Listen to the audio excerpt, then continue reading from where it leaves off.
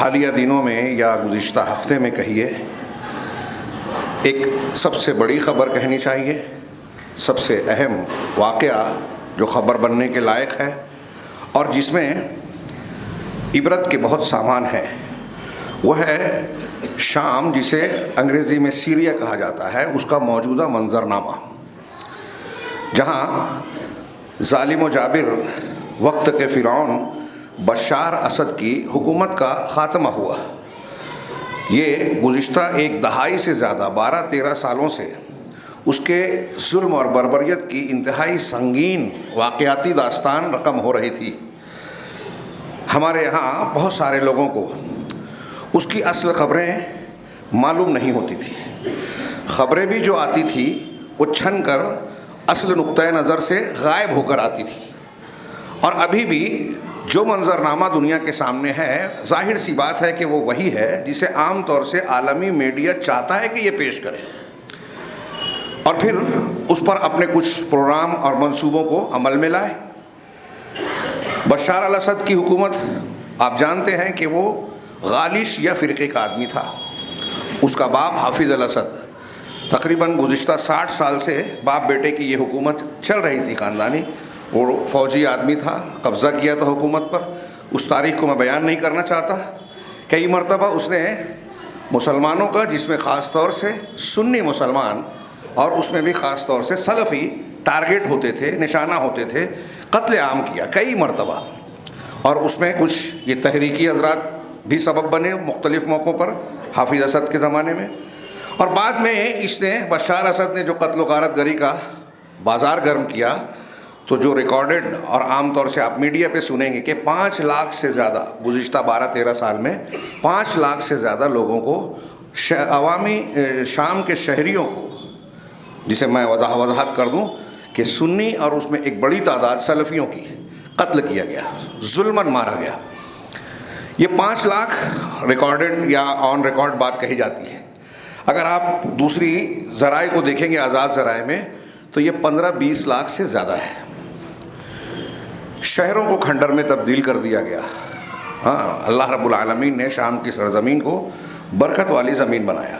और जब हम शाम कहते हैं तो ये मौजूदा शाम तो है ही, पुराना जो असली शाम है उसमें अर्दुन, फ़लस्तीन वगैरह शामिल है।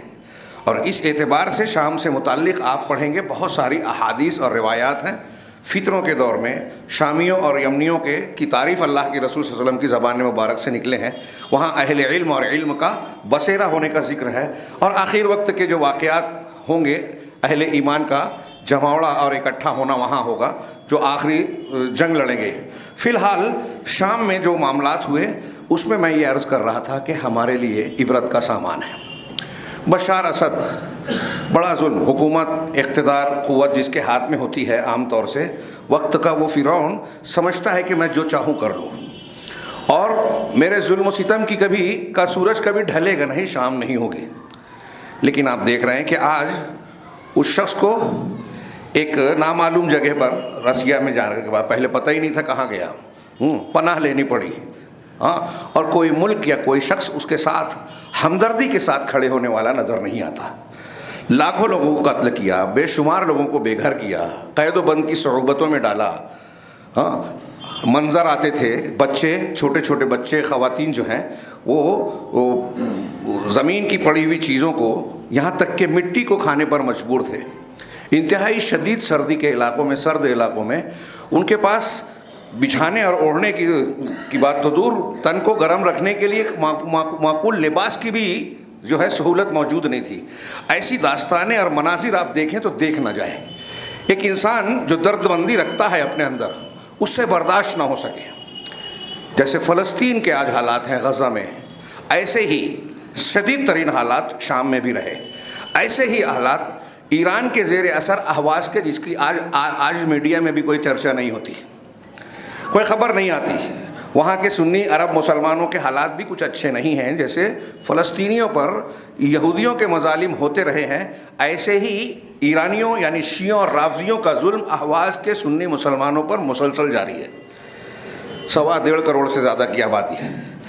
इस तरीके से आप देखें कि ये मज़ालिम जारी हैं और दुनिया के दूसरे इलाक़ों में हम और आप जहाँ रहते हैं, यहाँ भी जिसको इक़्तिदार हासिल होता है उसे ऐसा लगता है कि सब कुछ मेरे हाथ में है, मैं जो चाहूँ, मैं जिसे पसंद करूँ, वो इंसाफ का तकाजा हो या ना हो, हम उसे नाफिज कर लें, अदालतों को, कानून को अपने हिसाब से तोड़े मड़ोड़ें, कानूनी एजेंसियों को अपने हिसाब से इस्तेमाल करें। आज हिंदुस्तान में ये शिकवा हमें ही नहीं, सियासी पार्टियों को भी है।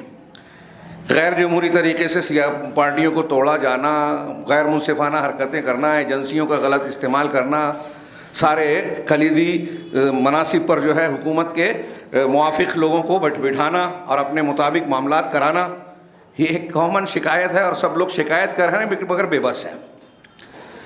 वक्त की ताकतें आम तौर से ऐसा समझती हैं, लेकिन अल्लाह का ये कानून किसी को भूलना नहीं चाहिए। वो तिलकल अय्याम नुदाविलुहा बैनन्नास, ये दिन अय्याम जो हैं लोगों के दरमियान हम उलटते पलटते रहते हैं।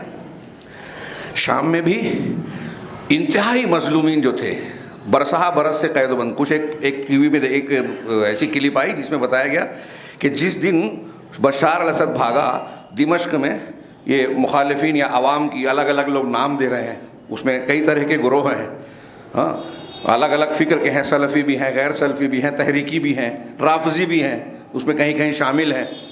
हाँ, इसीलिए शाम में जो कुछ हुआ है उसके बारे में लोग अंदेशा भी जाहिर कर रहे हैं। हर तरफ ये आप कोई भी देखें, ये ताज्जुब किया जा रहा है कि अचानक ये काया पलट कैसे हो गई।